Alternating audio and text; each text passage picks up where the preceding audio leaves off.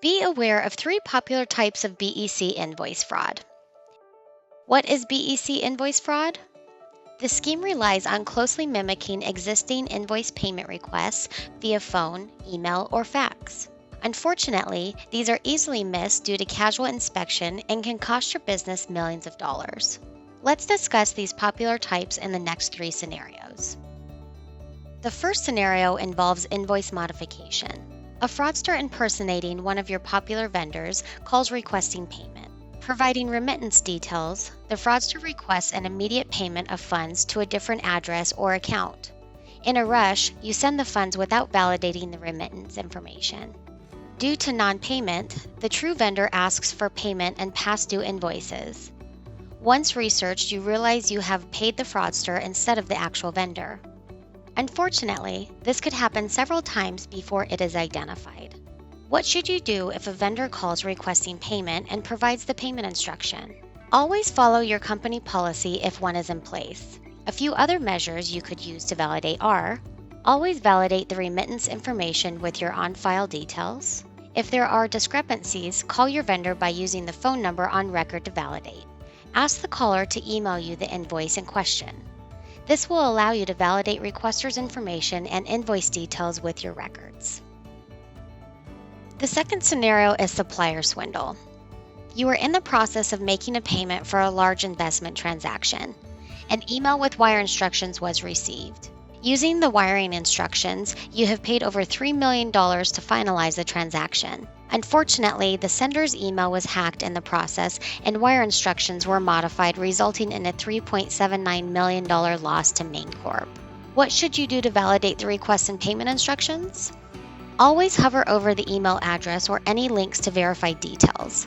Never click on the links without looking at the detail first. This link could provide access for the fraudster.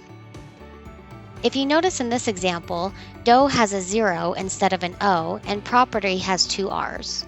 Always follow your company policy if one is in place. What other measures could you take to validate the request? Prior to sending any wire funds received in an email, call the receiving party with the phone number on file to validate details. Look closely at the email details. Does the email address match? Validate the payment instructions for ACH or wire with your account details on file. The third and last scenario to discuss is the bogus invoice scheme. The fraudster finds the employees list on the company website and studies the patterns. Posing as the CEO of the company, requests that a company employee wire payment on an invoice to one of the company's largest vendors. The fraudster sends the email late on Friday afternoon. This is a popular time for fraudsters, knowing employees will feel some sort of urgency to wrap things up for the week. The recipient, the CEO's assistant, receives an email appearing to be from the CEO with the bogus invoice attached, requesting that the invoice be paid immediately. The fraudster has done his due diligence and searched the social media page of the CEO, understanding his weekend schedule. Knowing this, he used information within the email noting he would be out of pocket for the weekend. He just needs to be sure it gets taken care of today.